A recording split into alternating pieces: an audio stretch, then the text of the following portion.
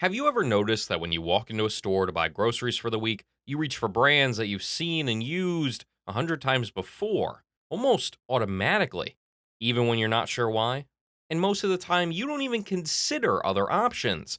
It almost seems like we are hardwired to choose that which we are already familiar with as opposed to something new. But why is that? Why do you always reach for the Coke or the Doritos instead of an unknown brand like RC Cola? In this video, we will dive into a psychological phenomenon that explains why we trust brands probably way more than we should: the mere exposure effect. The mere exposure effect is not only the reason why you keep grabbing the same brand of cereal every time you shop, but it also plays a role in nearly every decision that you make. The mere exposure effect is a psychological theory that suggests that the more we are exposed to something, the more we tend to like it. But here's the twist: it doesn't really matter if that thing is particularly good or bad.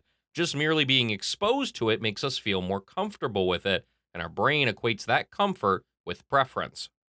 If we think about this biologically, it makes sense. Back in the hunter gatherer days, it made much more sense that we would gravitate towards what we've seen before. The more familiar something was, the safer, more comfortable it felt. If we were comfortable with something, it probably wasn't dangerous, since if it didn't hurt us already, it probably won't in the future. We see other humans of our tribe all the time, so they are safe. We are comfortable with them and we like them. We see a wild lion. Whoa, that's new. We have no idea what it is. It's probably dangerous. Today, most of those dangers don't really exist anymore, but our brains are still wired the exact same way. It might be an extreme example, but that's the principle at play here. The more we see of something, the more we tend to be fine and comfortable with it, and subconsciously, we tend to like it. How does this then apply to the brands we choose? Well, many companies have mastered the art of getting their products, and more importantly, their brand, in front of us again and again through ads and social media, and that makes us like them, slowly. After a while, we start to feel a sense of connection to these brands, even if we didn't yet even use their products. It's exactly like being at the gym every day or in your university classroom, and over time becoming friends with the people there just because you see each other and engage in the same activities every day. In fact, the majority of friendships are made this way. Let me ask you this: how many times have you seen the Coca Cola logo in your life? Probably tens of thousands, right? Whether it's on a billboard, a YouTube ad, a TV ad, in the background of a show you were watching, or on a coffee shop's fridge, it's everywhere.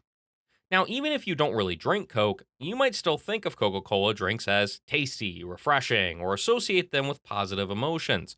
That's the mere exposure effect in action. Here's a fun fact: the mere exposure effect doesn't just apply to brands, it also works with people, music, and even abstract art.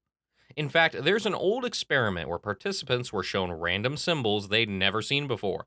After repeated exposure to some of the symbols, they reported liking those symbols better than the ones they saw less frequently. Keep this in mind next time you're browsing through unfamiliar brands. Your brain is literally nudging you towards the ones you've seen the most. Alright, let's take a minute to think about how brands use this to their advantage. Ever notice how ads aren't always designed to make you buy something immediately? Sometimes the goal is simply to remind you that the product exists. It's subtle, but it works. The next time you're faced with a decision, maybe choosing between two pairs of sneakers, you're far more likely to pick the brand that's been drilled into your subconscious through repeated exposure. This is why Coca Cola runs ads that don't directly advertise the product, but instead just show people having fun while using their product, i.e., drinking Coke. The next time you see Coke on a store shelf, you associate it with those positive emotions drilled into you through the advertisement, even if nothing positive ever needed to be said about the product itself. And this doesn't just happen through commercials. It's happening right now as you scroll through social media, watch TV, or walk down the street. Every logo, every ad, every sponsored post is reinforcing that familiarity, making it more and more likely that you'll pick those brands over less familiar ones. But here's where it gets really interesting: the mere exposure effect doesn't always work the way brands hope it will. If you're overexposed to something, let's say an ad that keeps popping up every time you watch a video, you might actually start to feel annoyed by it. Too much exposure can lead to what's known as ad fatigue, where you become so familiar with a brand that it starts to have the opposite effect, pushing you away instead of drawing you in. This happened to me during the pandemic when I was bombarded with ads from a certain food delivery app. And the ads popped up literally everywhere on YouTube, on Instagram, on Google, Spotify, everywhere, all the time. And it pushed me and many other people off to the point where I decided to use their competitor and not even check out their app, despite that I would find out later that their app actually had better perks, deals, and discounts than the competitor I was using up until that point. But even still, 4 years later, the aforementioned competitor is still beating them in my region, despite their enormous ad budget. This is a delicate balance that companies have to navigate. Too little exposure and the effect won't kick in. Too much and they risk losing you. It's a game of psychology, and the stakes are high because our attention spans are shorter than ever. Speaking of attention spans, here's a quick question for you. Can you remember the first brand you ever became loyal to? Maybe it was a favorite candy as a kid, or a particular pair of shoes. The truth is, once a brand gets a foothold in our minds, it's incredibly hard to shake. That's the power of familiarity. Now, here's where things get a little tricky. Even though we tend to gravitate towards familiar brands, that doesn't mean they're always the best choice.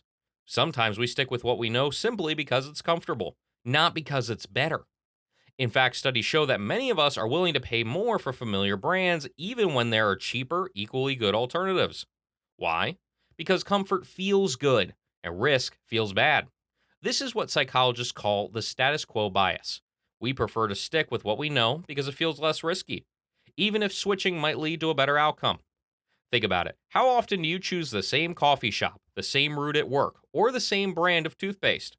That's not because you've carefully weighed all your options every time. It's because the familiar is easy and the unknown is hard.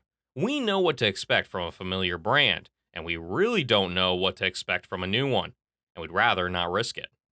This is why a McDonald's and a KFC can operate full of tourists in countries that have great cuisines, because the tourists know the taste of a McChicken from back home, and often they'd rather get a familiar mediocre experience than risk a bad experience from trying something new. While the mere exposure effect helps explain why we tend to prefer certain brands, it's also a reminder to be more mindful about our choices. Are we picking this product because it's actually the best or just because it's familiar?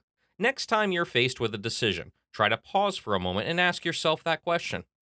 So, to wrap it up, the mere exposure effect is a fascinating quirk of our psychology that shapes our preferences in ways we don't even realize. It's not just about brands, it's about everything we encounter in our daily lives. From the people we spend time with, to the songs we listen to the products we buy, familiarity plays a huge role in what we like and trust. But now that you know how it works, you can start to see through the marketing tricks and be a little more intentional with your choices. And who knows, maybe next time you're in the grocery store, you'll pick up that unfamiliar brand just to see what happens. And you might decide you like it more than your usual choice. Make sure to subscribe if you haven't already, because 96% of you watching aren't subscribed. Oh, and let me know in the comments if you've ever experienced this effect and some of the more sneaky ways that brands use it. And as always, thank you